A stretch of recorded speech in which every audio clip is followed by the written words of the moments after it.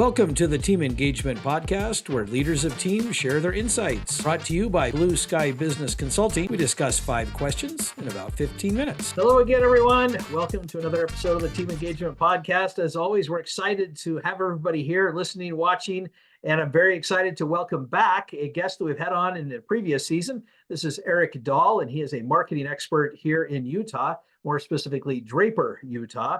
Eric, thank you so much for taking time to join me on the podcast. Tell us a little bit more about your marketing experience and what you do.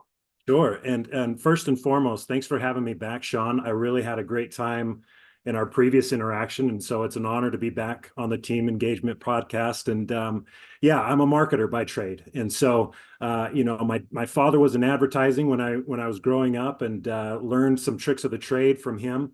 Of course, things have shifted a little bit since his heyday and gone into the digital space. And that's really where I believe that my specialty lies, is within digital marketing. Now, inside of marketing, I always say that you have your artists and your scientists. I'm much more of an artist, but I understand the science, but marketing runs in my blood.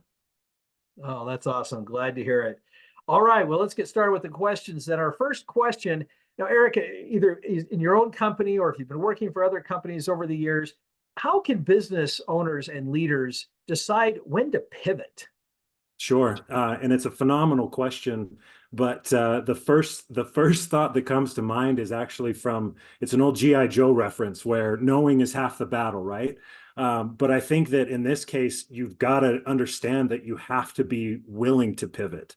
And I think that we've, probably everybody who's listening to this podcast or who has business experience understands and have seen examples of those who are not willing to pivot. And quite frankly, those are the people who are left behind in the dust and looking to create other business models. And so, ironically enough, earlier today, I was on a phone call with a contact of mine from California, and he used the word or the phrase adapt or die.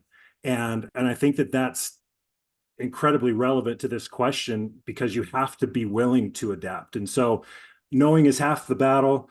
And on the flip side of it, for this question, adapt or die. Well, it's a great point you make about being willing to, because you're right. There are those individuals and those business owners that are so riveted that they just kind of refuse to make adjustments or to adapt, thinking that, oh, this is a phase. It's something that's going to go away and we can stay the course. And you're right, it ends up kind of killing them out a little bit. Yeah, it turns into a sinking ship very quickly. Right. All right, well, question number 2. Share with us one of your core values as far as it relates to business and whatnot, and how that influences your decision-making. Yeah, I think that one of the things that I try to focus on a lot is fairness. And because business at its core, it can be a very dog eat dog type of an environment, but we all appreciate when we're treated with fairness. And of course, I'm a sports guy, so there's a coach by the name of John Wooden who said, and I'm going to paraphrase, but he basically said something to the point of fairness is giving people what they deserve, but not treating everyone alike. And so, if business leaders are not taking the cookie cutter approach, but treating people with fairness based off of what others deserve, I think that goes a long way in the moment, but also long term in building relationships. And so that's something that I've tried to incorporate in the way that I do business, is to treat others with fairness and respect based off of what is fair in the moment. And there's really, again, there's no cookie cutter approach to that. There can't be. It has to be in each type of a scenario situation, but fairness is a big thing. I like that. Yeah, it's a tough one to kind of strike that fairness balance. Yeah, no question. Easier said than done. Yeah, but I like your endeavor, your value that helps guide your decisions on, hey, let's try and find out what's fair and keep it applicable to the individual or whatever the situation. Yeah, and maybe it's just the starting point where it's like, hey, let's get on the same ground where we both feel like this is fair. And maybe that's not always something that you can achieve, but if that's what you're working towards, I think that makes such a difference in creating an environment of trust, and that leads to ongoing business. I love that. Yeah, great comments. All right, question number 3, I think we're up to. Tell us one tip that you've found for finding and then hiring talent. Boy, yeah, this is something that I tout regularly, and that is I'm always looking for people who have a can-do attitude. And so to me, I might sit across the table from somebody who's interviewing for a job, and I had one job where at a business where I was the vice president of marketing and operations simultaneously, and that job, boy, I probably interviewed hundreds of people for different positions within that company. But that was the one trump card, if you will, that I was looking for in conversations with different individuals, where, some people would kind of come in and give you a feels of, well, that's not in my job description. I'm only going to do this and this and this, and that's it. And it's not that I'm trying to take advantage of anybody or to do, things that are unethical, but I'm looking for people who say, hey, I'm new to this, but I want to figure this out, and I'm willing to throw my hat into the ring and to perform to where we can achieve these goals, even if I'm not, super experienced in it. And so that can-do attitude, it's just having the right attitude to succeed that unlocks so much. And so, if you can present yourself as somebody within your place of business who has a can-do attitude, I think that you'll be pleasantly surprised of the positivity that just radiates. Oh, I love that. And it's difficult to identify those people, but once you do, they are a gold mine, because it is really helpful to have those people that are willing to contribute in a different way, perhaps, than what they were originally hired for. So I love what you said about kind of getting the different brains in the room, different experiences. It's amazing how many times business leaders will find solutions through people that they wouldn't have expected to find it, but somehow they have an experience or some perspective that contributes to the solution. And I love hearing those stories. Those are fun. Those are the real difference makers. Right. All right. Yeah. Well, question number 4, and it's kind of in a similar vein.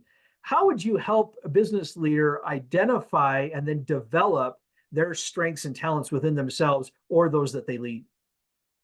So another great question, and I think that what it boils down to me, the knee-jerk reaction for me is, where does the passion lie? Where is it that you feel like you can, I know that we're both baseball guys, where you can step up to the plate and feel confident in what you're offering. And so within the marketing realm, we call that unique value differentiators. And so each business has its own identity, and each business has characteristics that are going to be very unique.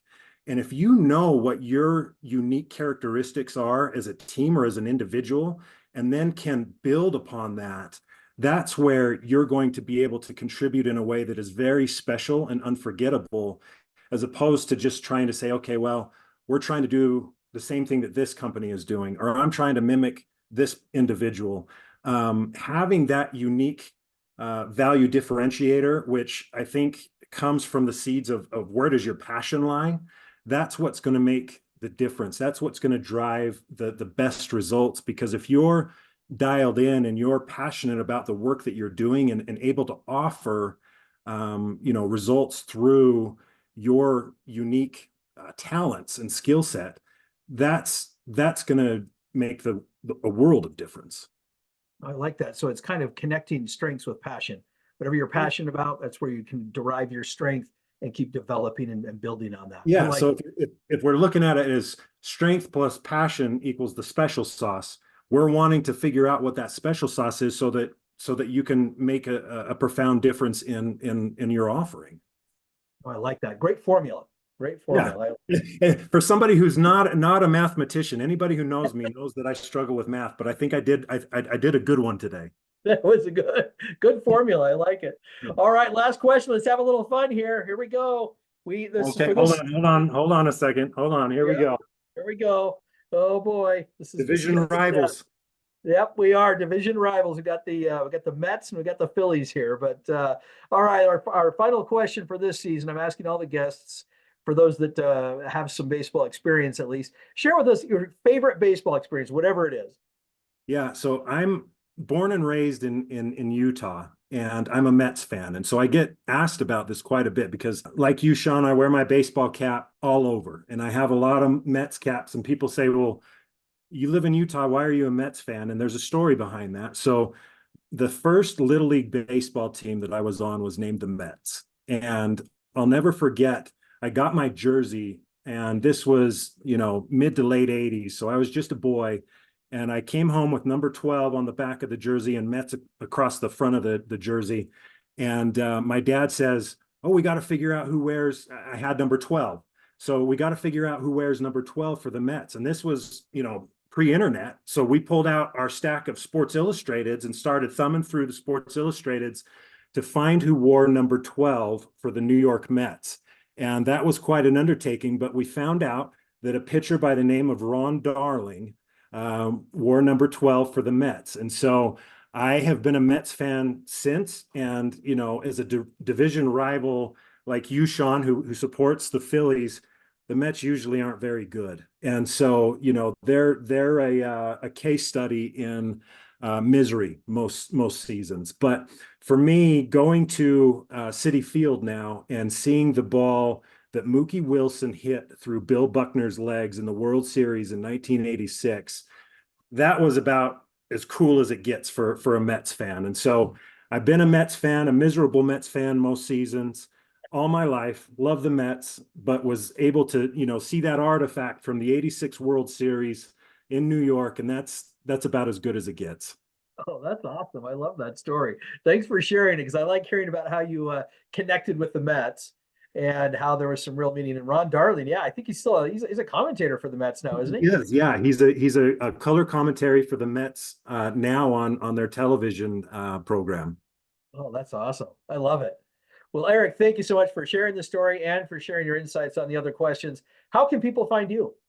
Yeah, so you can find me by going to ericdahl.io on the internet, or just reach out to me on LinkedIn. Would love to connect. And as always, Sean, thanks for having me. I really enjoy these conversations, and let me know if we can do it again next season. But for now, thank you.